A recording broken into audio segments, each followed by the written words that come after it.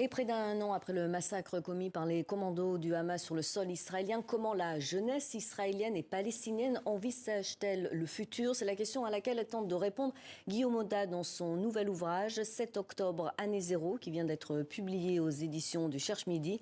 Bonjour, Bonjour merci Pascal. de nous avoir rejoints. Vous êtes grand reporter, ancien correspondant à Jérusalem et vous avez couvert plusieurs conflits au Proche et au Moyen-Orient. Et avant de parler de votre livre, on va parler un petit peu de l'actualité. Emmanuel Macron s'est prononcé hier pour l'arrêt des livraisons d'armes utilisées par Israël à Gaza, ce qui a suscité la colère du Premier ministre israélien Benjamin Netanyahou. Il a parlé de honte. Alors comment en est-on arrivé là? Il y a le Liban, Gaza, la mort de Hassan Nasrallah. Est-ce qu'un séisme régional est inévitable selon vous? Vous connaissez très bien la région.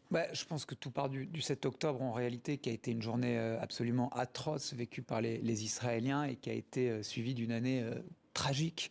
Je pense d'abord aux Palestiniens, aux civils et aux innocents de la bande de Gaza qui sont morts par dizaines de milliers. Je mets à part les combattants du Hamas, puisqu'il s'agit d'une riposte d'Israël à cette attaque terroriste du 7 octobre qui a entraîné cette guerre, mais qui est devenue après une année une guerre dévastatrice. La bande de Gaza est détruite pour partie, et puis les gens vivent dans des conditions d'absolue précarité, avec peu d'espoir en réalité, sinon d'essayer de reconstruire ce qui peut l'être.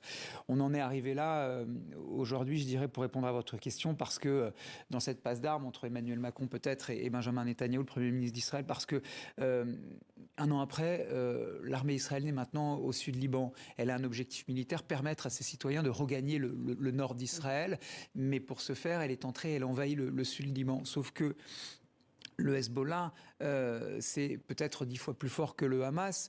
Moi, je regarde le précédent de la guerre de Gaza. Là-bas, le Hamas, malgré les objectifs d'Israël, le Hamas n'est pas mort, le Hamas respire encore. Et ce qui est à craindre pour le Liban, c'est ce qui s'est passé depuis un an à Gaza. Israël n'a pas atteint ses objectifs. Les otages dont on parlait dans le reportage précédent n'ont toujours pas été libérés.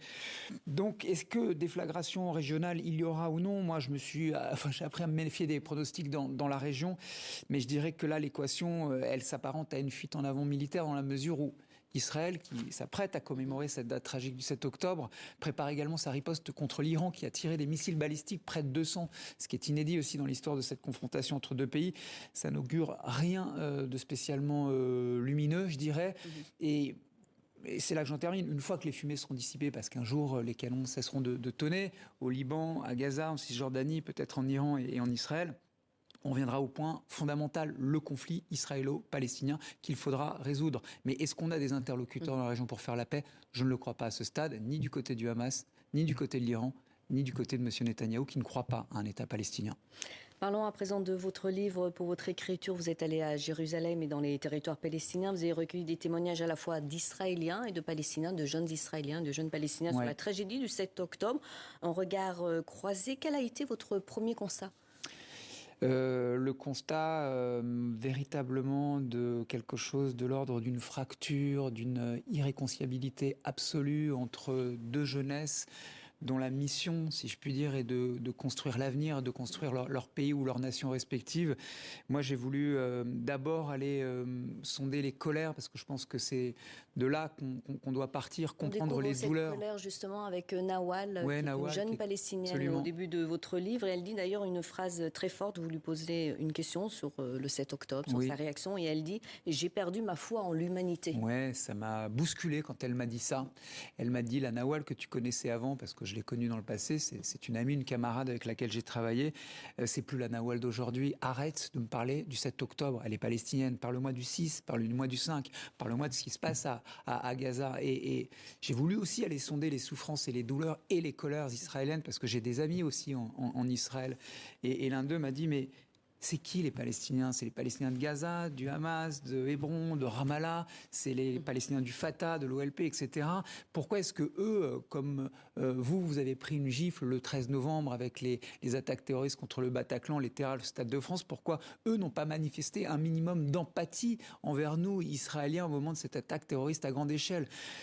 Je pense que tout cela ne s'est pas manifesté justement parce qu'on est dans un espace, et ce que j'ai constaté, où l'empathie, la compassion a disparu.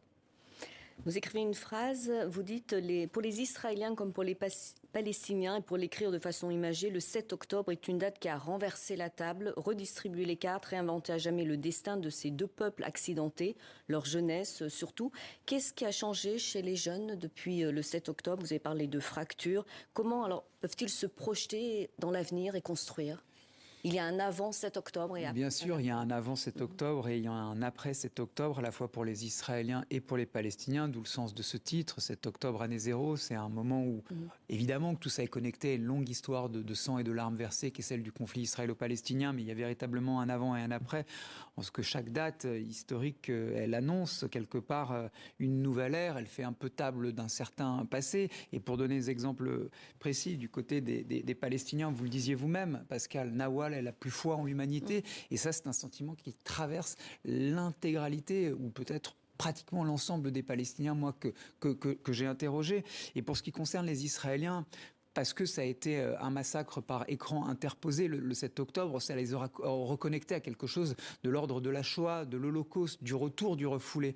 Donc vous imaginez qu'à partir de là, ces deux jeunesses, palestiniennes et israéliennes, qui ne se regardent plus, qui ne se comprennent plus, elles doivent réinventer un futur en commun, dans la mesure où sur cette terre, étroite bande de terre, qui fait l'équivalent de 2 à 3 départements français, vous avez 14 millions de personnes qui vivent, 7 millions de Palestiniens, juifs ou chrétiens ou musulmans essentiellement, et puis 7 millions de juifs israéliens. Ils n'ont pas d'autre choix que de vivre ensemble, et on n'a pas d'autre choix que de trouver des solutions entre ces deux peuples.